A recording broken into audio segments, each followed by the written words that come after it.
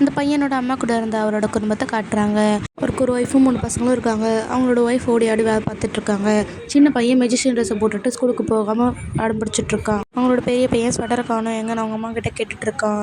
அவங்களோட பெரிய பொண்ணு சாப்பாடு வேணாம் அப்படின்னு சொல்கிறா. அதனால அவங்க வந்து கட்டாயமாக சாப்பாடு எடுத்துகிட்டு போய் கொடுக்குறாங்க.